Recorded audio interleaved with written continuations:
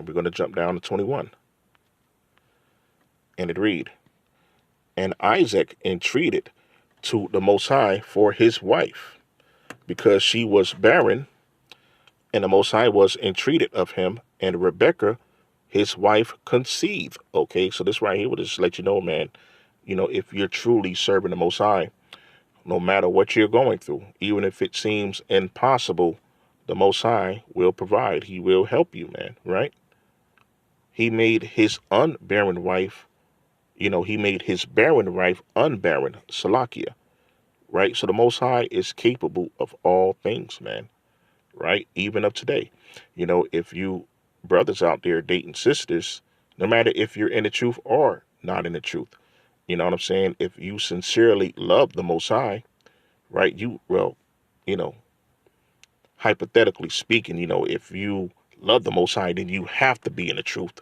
You know what I'm saying? You can't be a sinner calling on the Most High and then expect them to help you, just to clear that up. But, if you're sincerely serving the Most High and then believing in Him and serving Him, and if you call on the Most High, even something as such as this right here, what you may think is impossible, if your wife is barren, He can make her unbarren, right? As it says here, verse 21 from the top, and Isaac entreated the Most High for his wife because she was barren. And the Most High was entreated of him, and Rebekah, his wife, conceived. Verse 22, and the children struggled together within her.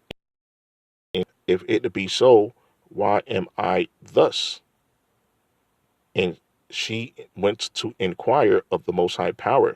So she's trying to figure out, why she's feeling that way, why she's feeling nausea, why she's feeling all sorts of abominable pain, right? So she went to inquire to the Most High, verse 23. And the Most High said unto her, two nations are in thy womb, and two manner of people shall be separated from thy bowels. Two manner and two nations, right? The Most High is clear. Although they came from the same parents, okay, they came out of the same matrix, okay, but they're two manner of people, okay, shall be separated from thy bowels, and the one people shall be stronger than the other people, and the elder shall serve the younger. Okay.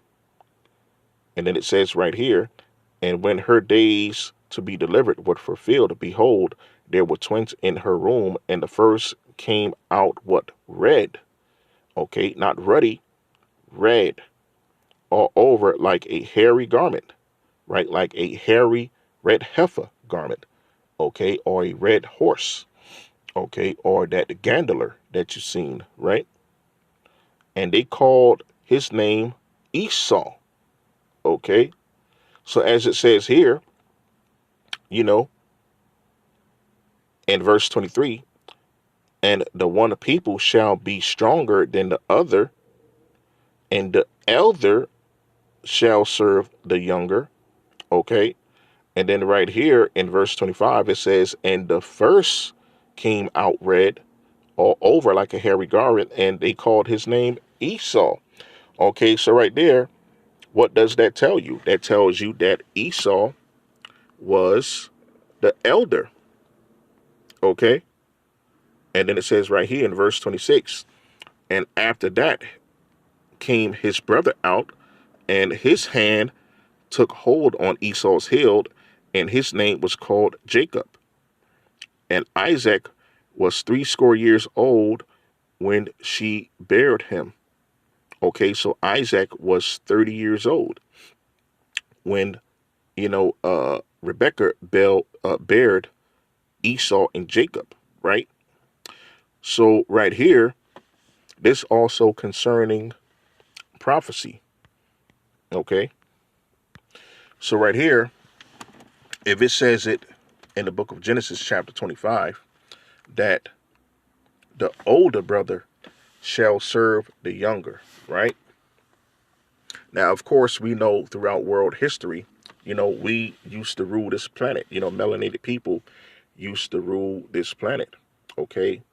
And Esau was in servitude to us. There was a point in time where we had Esau, basically serving us in righteousness. Though we wasn't wicked to Esau as, his descendants are to our people today. Which his descendants is mixed with a whole different other nation that hate the Most High, which is the Canaanites, the cursed Canaanites. That's why they hate the Most High. Nimrod was of the Canaanites. He was the first supreme king that was opposed to the Most High. That's why he built the Tower of Babel. Okay, so Nimrod was a Canaanite, and then you have Esau. So when you have those two nations mixed together, hate on top of hate. Esau hating Jacob because he think that Jacob stole his birthright, in which he did it, and which I already proved in one of my videos that I made nearly 3 years ago. And then you have Canaan, who hate the Most High. So of course, it's only natural if you hate the Most High, you hate his chosen people, right? Just as the old saying goes, if someone hates you, they're going to hate your children even more. Okay, so if someone hates the parents, of course, they're going to hate the offspring of those people. So, being that the Most High is our Heavenly Father, the Canaanites hate his children, which is us. So that's why we're at odds with the Canaanites, which is the pale people, and then we're at odds with Esau because he think that we stole his birthright, which isn't true. So when you have those two mixed together, when they mixed and mingled, when Esau took him two wives of the Hivite and the Hittite, the Hittite and the Hittite, Salakia, that's how Esau became from red to pale pink. Okay, and then we're at odds with both nations. Okay, so the prophecy said that Canaan should be a servant of servants, right? So if Canaan is a servant of servants, okay, and the so-called Ish people trying to make it seem like we're the Canaanites, right? How is that where we're not a servant of servants today? Although, yeah, we oppressed, we're living in a two-tier system. We're, living as so-called, quote-unquote, second-class citizens and all of that as a whole. Not to say that there's not any successful people within our nation. Of course, there's many successful people within our nation of people, man. I mean, you lose count. You can't even count on your hand, right? Compared to any other oppressed nation on this land, right? The so-called American Negro is the most successful, right? But only if we're joined to them, of course, But, I mean, you could research the history, but I digress from that. That's like a whole different topic. But like I was saying, if Canaan is a servant of servants, and if the Ish people say that we are the Canaanites, then who else are we in servitude to? Who else we are in servitude to? Because the Canaanites are being one nation, right? We're under captivity under Esau. Okay, so who's that other nation that we're in servitude to? So how does that make us the Canaanites? Right? We're not cursed. We're living under a curse because, the blessings and the curses was given to us as a nation of people, according to the book of Deuteronomy 28, but we're not cursed. We're living under a curse if we live in sin. Okay, the whole chapter of the book of Deuteronomy 28 explains that. All right, so are we a servant to servants? All right, we're under the captivity of Esau, but what's that of a nation? All right, but if you look at Esau's track record when we used to rule over them, okay, and then you had the Canaanites that was serving the Edomites, okay, because the Edomites was conquering the Canaanites throughout the land. Okay, so that's what made the Canaanites the servant of servants, because Esau was in servitude to us in the ancient times, right, in which they called the Dark Ages. And then the Canaanites was in servitude to Esau, which was the pale people. So that's how the Edomites mixed with the Canaanites and they became pale and pink. Okay, so that just goes to show that we're not the servants of servants, which was the curse that was given to Canaan. But it says in the book of Genesis 25 that the elder brother shall serve the younger brother. So earlier during the ancient times of the world, we was in rulership. We was ruling over Esau. Okay, so if it says there that the older brother shall serve the younger, and then Esau came out first and read all over like a hairy garment, and then we came out afterwards, then that means Esau was serving us. So that means that prophecy fits us as a nation of people, right? The melanated people, man, right? Jacob, the dark people. Okay, Esau was serving us. That prophecy fit us, not Esau, and we don't fit the prophecy of the Canaanites, which was a servant of servants, because they was in servitude to the Edomites when we was ruling over them. Okay, so right there, that lets you know that the Canaanites, because they was cursed of the Most High, they was given pale skin, just like the descendants of Gehazi and Naaman, okay, or any other cursed person that was cursed with leprosy, all right, just like Cain was. And then you had Esau, who was initially born melanated, but he mixed and mingled his seed with the pale people, okay, which was the Canaanites, while we was in rulership over them.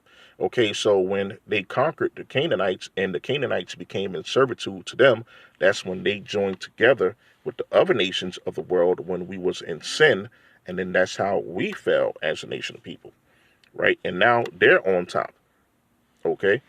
So that's how that is. That's how that prophecy came to pass. So it's impossible for the so-called Ish people to say that we're Hamites, because we don't fit none of the Canaanite and Hamite prophecies, man. But we fit the children of Israel, the children of Jacob prophecies very clearly, right? So just to bring that out.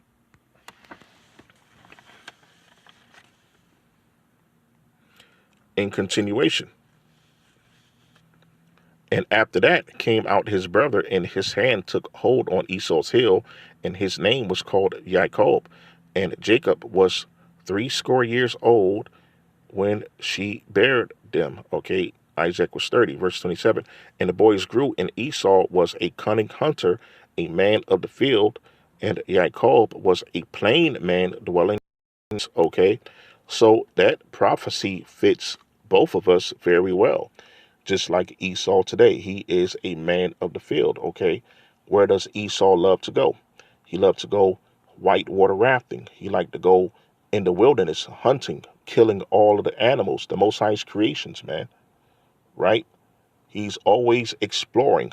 You know, you see him in Antarctica, you see him in Greenland, right?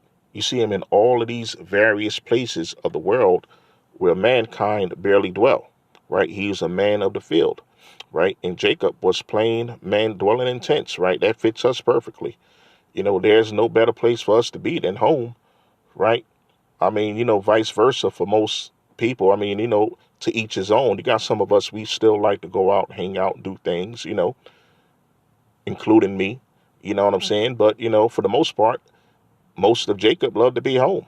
You know, give us our little, you know, so-called creature comforts, and we straight, you know, give us a nice big screen TV, some cable, you know, some good snacks, right? Some good healthy snacks, biblically clean snacks, and we straight. You know, throwing a little game or whatever, you know, football game, basketball game, you know, watch the Charlotte Hornets play or the New York Knicks, either one, and we good. You know, Jacob loved to dwell in tents, man. Right? You got the sisters. They love to watch their little love novels, right?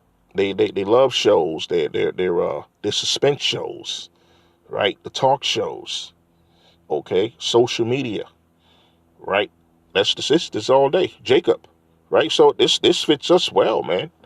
Right? Even down to the Esau's women. They like to be out in the field. They like to be out, you know, hiking and jogging in the wilderness, right? You know, that's why you always see things like, you know, the Edomites, they getting attacked by wild bears and boars and wolves and stuff like that out in the wilderness, jogging in the forest, man. And that's not trying to be funny or racist, but I mean, hey, that's just connecting the dots here, right? You don't ever see Jake out there getting, you know, hunted down by wolves and bears and, you know, all of these wild creatures out there, you know, bitten by snakes and, you know, because we're hiking somewhere, right? Getting drowned in these white waters, right? From white water rafting, okay? You know, falling off waterfalls and stuff, right? That's not us. We ain't doing that. We ain't thinking about that, right? So that fits us perfectly, man. Okay, but Esau tried to hide himself, right? And say, oh, I'm not Esau, I'm Jacob. I'm not Esau. So who the hell is Esau, man? If you're not Esau, then who's Esau? All right, who in the world is Esau? You can't say the Saudi Arabians, they're not solely Esau. Of course, Esau married, daughters of Ishmael, but that's only a part of the Edomite lineage. That's Esau, man. Yes, I can agree the Saudi Arabians are descendants of Esau because of the daughters he married of Ishmael, but not all of Esau is the Saudi Arabians, man. Okay, and then you have it right there in the name, Saudi, Esau, Saudi, right? Just letting you know. Esau shall live by the sword. If you look at their flag over there, okay, it's two swords on it. All right. So that lets you know that they're part of Esau. They're not all of Esau, but they're part of Esau, man. Right? Verse 28. And Isaac loved Esau because he did eat of his venison, but Rebekah loved Jacob. Okay, so, just like it goes, for the most part, the dad is going to love the son that's more rough, out there doing his thing in the field, playing sports, play fighting, okay, out there exploring, all right, making his own way, right? The dad is going to tend to that boy for the most part, right? And then, Jacob is going to be the one that's going to be the so-called quote unquote mama's boy, you know, going to hang around in the house. He's a nice boy. He's respectable, which I'm not saying is bad, but that's who tend to be loved by the mom more than the dad. The dad loves the rough one. He wanna make sure that, hey, his son can fend for himself out here, right? Although that can be taught to Jacob too, but initially, each is going to go their own way, to each their own. So Esau tend to be the man of the field, and Jacob was the homebody, right? So basically, a majority, it proves it today too. A majority of brothers within our nation, no matter if you're Puerto Rican, no matter if you're Dominican, no matter if you're Haiti, no matter if you're Jamaican, man, you're from Panama, no matter where you're from, man, right? America, a lot of brothers from our people are mama's boys. I mean, that's just, it's what it is, you know, that's how it is. So this fits us perfectly, man, right? There's no getting around that, right?